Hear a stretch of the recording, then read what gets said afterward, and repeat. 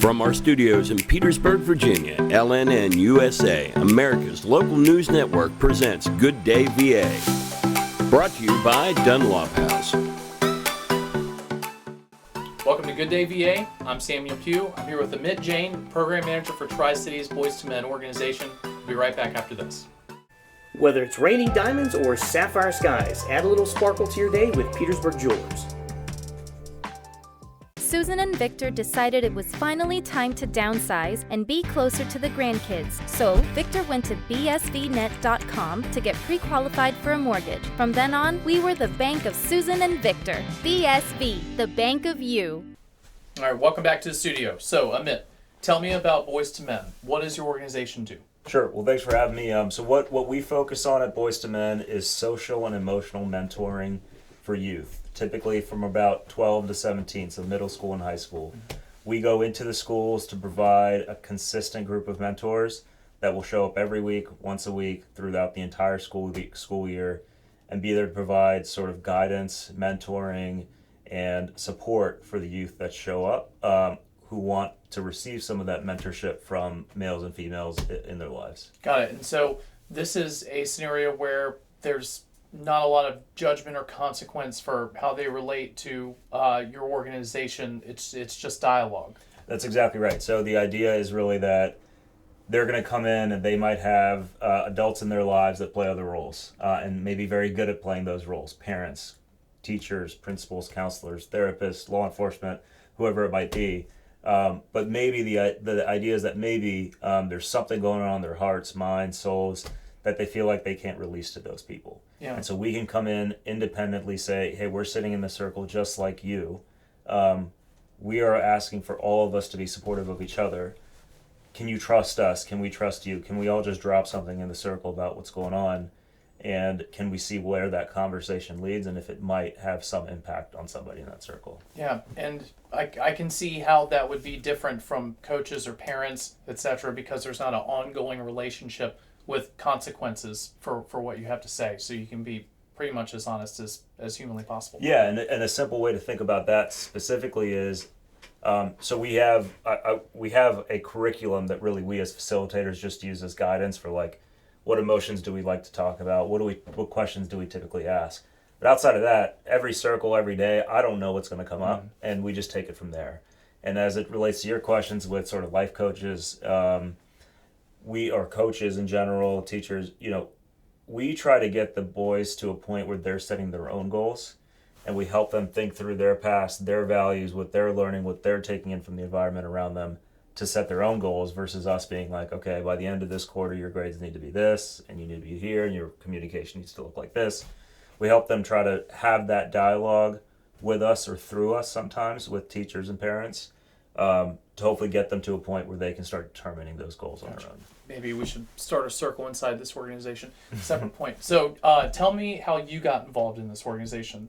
Sure. So I grew up in Richmond, and then I went to college, and after that lived in New York and California.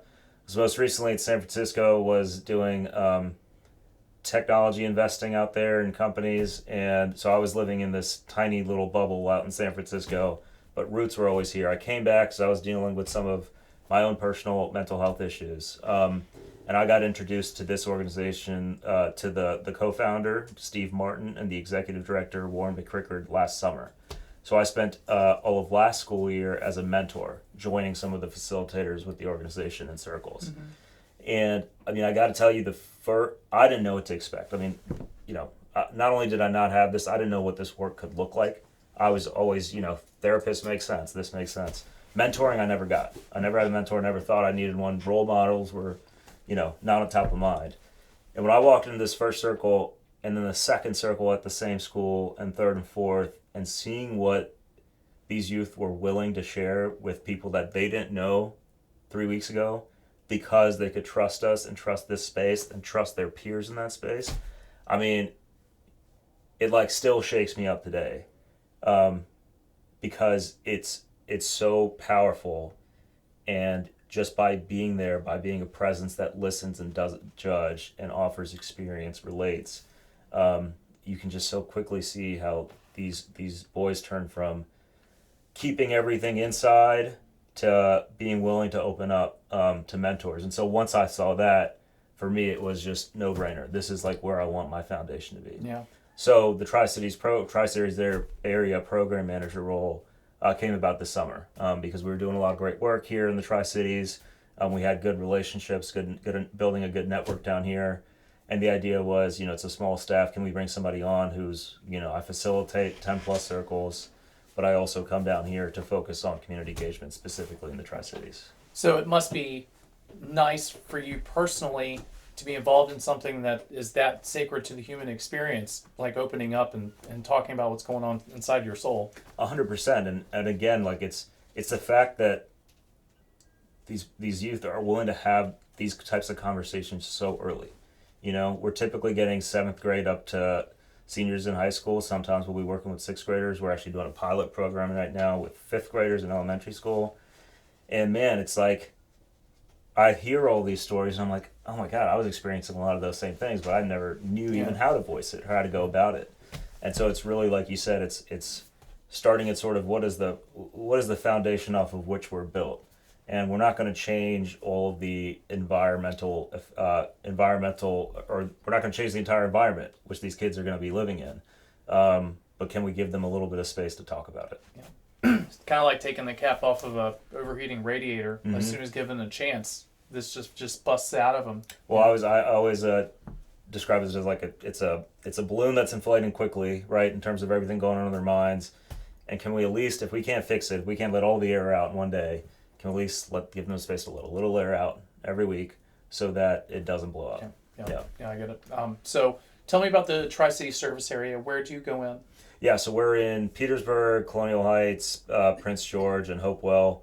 We have multiple schools in each district, county, city that we operate in. And on top of that, we're doing a community circle here in Petersburg on 111 Market Street, where we have youth/adults, 18 to 25, but some high school students will also come join us, where we offer the extra space. Kids that maybe can't make it during at their school or are not attending a school, which we currently are, and so it gives them space to come join us after 5 o'clock, 5 to 7. But we're in Petersburg. We're in Blandford Academy, Blandford, Vernon Johns, Pittman, Hopewell. We are at Hopewell High School, and we're at the Well. We're at Colonial Heights Middle School. Prince George School of Education, NB Clements, which captures all of Prince George, and a couple others. So we're sort of broad coverage around the Tri-Cities. So inside the mechanics of a circle, what does a mentor do? Sure. So well, typically, like I said, there's going to be a facilitator, a couple mentors, adult mentors, and interns, which we have a group of awesome interns who help us out from VCU and VSCU, the schools of social work there. Mm-hmm. And so there might be 3 to 5 of us in any given circle. And this is how we typically run them, right? So I'll say I'm the facilitator. I'll ask everyone to check in. And, once we get a few weeks, the boys are asking to lead the check-in themselves. And the check-in's going to be name. We always ask them to announce themselves again, just sort of sit in their power. Sure. How they're feeling. Try to push them to elaborate a little bit more than just good. Really what's going on. And then we may throw a fun question in there or a serious question in there for the rest of the check-in. And then the part that I honestly I love to see is that we have the next round is called a drop round. And so in that drop round, we ask the youth to just literally drop whatever's going on, right? Say what's going on in your lives. Anything over the last week or 2 weeks. Happy, bad, sad, anger. And we as mentors, it's our job, I think, for a lot of this is to model it, right? So early on, we'll model what dropping something looks like, what being truthful looks like, telling the truth about ourselves, so dropping that into the circle so they can start to trust us. Yeah. As that goes, we might then talk about a specific topic. So it might be, today are we going to talk about how anger shows up in our lives, or we talk about what impact does our stress have on other people, right, our relationships with others. And we might have some games and activities that we'll do alongside all of those things. And then by the end, we check out as well. And the checkout is going to be similar, just name and how are you feeling, and try to get a sense of, like, in that feeling, did something from the circle impact you, or how is your energy going to be showing up for the rest of the day, right? Especially if we're in the morning. Yeah. Get a sense of where they're at. Another really powerful thing that we do as mentors is, and this does take modeling from us to show them what it's like. We have the sort of what we've seen is that, especially for boys, like there's not enough honoring. We don't honor each other enough. Boys, men, adults in general.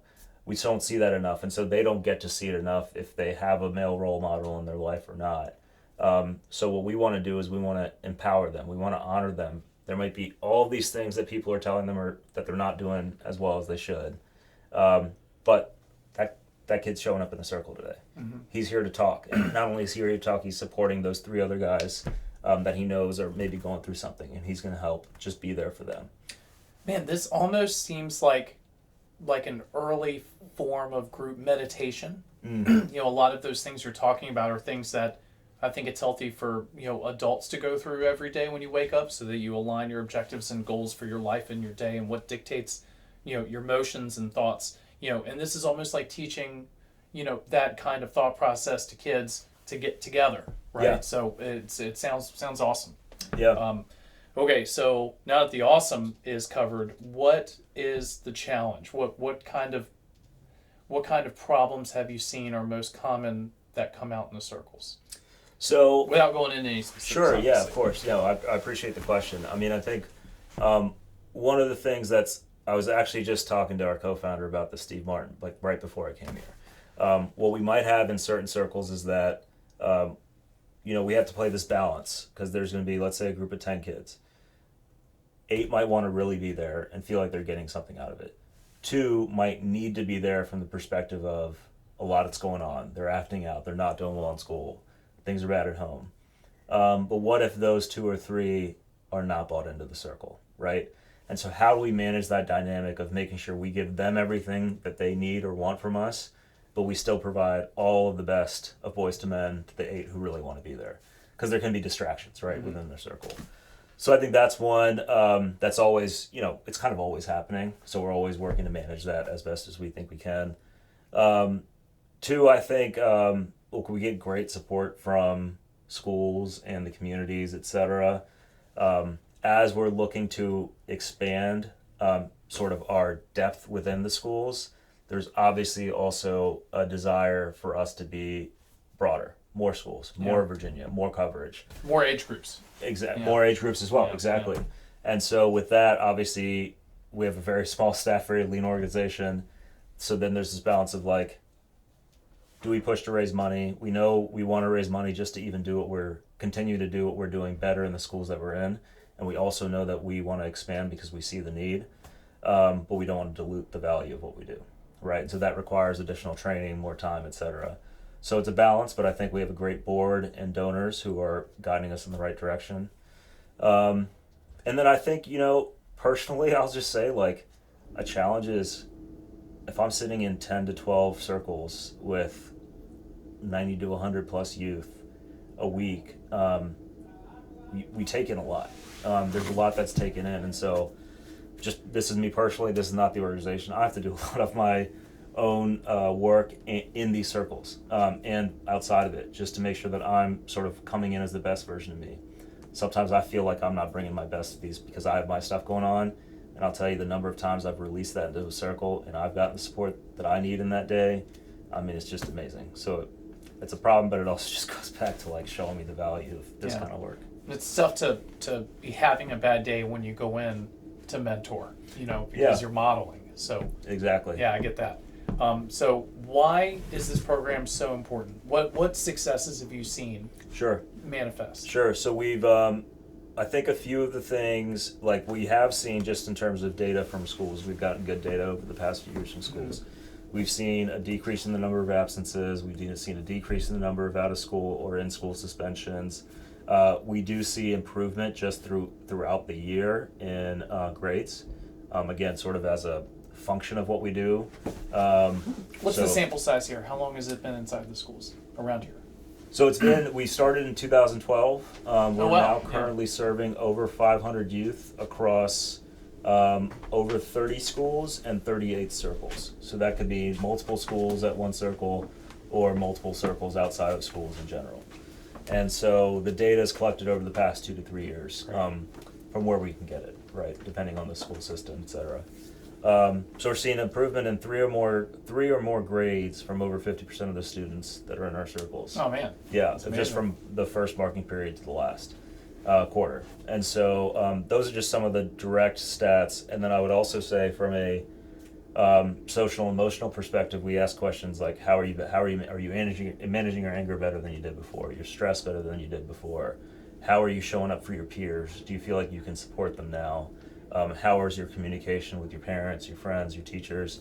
And on all those levels, we're generally seeing that kids, just from the beginning of the year to the end, are improving. And then we've also, what's been cool is now that we have a couple of years, we've been tracking how boys that are in the program just for 1 year, like meaning it's their first year, or those that are in for 2 years or longer, how it changes for them. And just those kids that continue, it's all of a sudden like step function improvement. So, have you noticed a difference in attitudes or the general composition of the stress that these kids go through since social media has become so dominant? Yeah, I think really what we try to focus on is the attitudes, like you said. Like what do I see? So I typically will see youth walk in, unwilling to share, kind of heads down, like you would expect, like anyone would expect walking into a place with strangers. I walked in here like that. Yeah, exactly. And then by the end, you'll see people sort of sitting up, head up, smiling, sharing everything that's going on, good, bad, talking to each other. Somebody else shares something, they're supporting that person. Ask them if somebody's having trouble in school. Hey, can we all, as peers, go support that person outside? They all say yes, and they all do it. We hear about it the next week. So I think those types of attitudes change. We get feedback from parents, teachers, counselors about how the communication's changing. Oh, really? Obviously, it's not 100%, but we see it enough to where we say, we're doing something right. And the kids are giving us great feedback, and the parents. I think with social media and the rest of it, it's, again, one of those things that we're never going to have control over. The youth are not going to get off of immediately. But the idea is like you have these thoughts and you have these feelings. You have these gut reactions to when something happens, and then you have the behavior. Before I get to the behavior, can I pause after the thought and feeling, take a breath, circle back, revisit that thought and feeling, and see if that behavior is really warranted. So that's what we try to get them to think about a little bit more before that anger or something shows up in a negative way. Yeah, I don't think people have really thought through how different it is to be a kid when the whole world is being imported into your brain through your phone, and then you can interact with it in a way that no one else ever has been. And anything you're doing can be recorded and posted immediately. Don't I know it? So, how can folks in this area get involved in your program? Sure. So I think there's three ways really. One is just in terms of advocating. If you see our impact, let us know, let the youth know. Our goal is just to be able to talk to as many youth as we can and be supportive in any way that we can. Mm-hmm. The other is as mentors. I think especially as we're growing our community coverage here in the Tri-Cities, et cetera, local mentors that can really sort of, the kids might be able to see themselves in that person or in their story. Yep. Mentors within the circles are always important and can always help the youth. And the third, like I mentioned, we're just trying to deepen our breadth of coverage and potentially also expand. And so we're trying to add, maybe some staff to provide additional coverage. And so donating is, of course, really helpful. Well, let's drive down in that. So how do people donate and how do people volunteer? Sure. So donating, there's the easiest way to do it is there's a website link. I think that will be posted. But I can also tell you right now, it's btmva.org/donate-us. Got it. That's the website to donate. We are also, those are individual donations or group donations, everything can be done there. The other thing that we're actually launching right now is sponsorships for companies. So if you're a company, small business, whatever it might be, different levels of sponsorship from $1,000 up to $10,000. That will also give you some ways to be able to advertise at our events or at events that are hosted for us on our website, on social media, et cetera, et cetera. Gotcha. And if they go to your Facebook page, that will take them to the website, correct? Yeah, you can find all that information on our Facebook page. Okay, perfect. All right, excellent. So thank you, Amit. Sure. This really was fun. I'm very glad you're here. Yeah. We'll be right back after this. Are you tired of driving around in a dirty car? Look no further than Car Wash City, the premier car wash destination in Hopewell and Prince George. At Car Wash City, we understand that every car is different. That's why we offer lots of wash options. Our 24/7 wash tunnels, high-pressure spray guns, foaming brushes, and tri-foam wax gun will give you that extra shine. Need a little guidance? Our friendly attendants are available during the day hours to help. Car Wash City, where clean cars and satisfied customers shine. To contact us, you can email us at info@btmva.org, or you can go to our Facebook page, Boys to Men Mentoring Network of Virginia. Thanks for joining us today. And as always, we'd like to thank our sponsors, especially Dunlop House, for making this show possible. Until next time, have a good day, VA.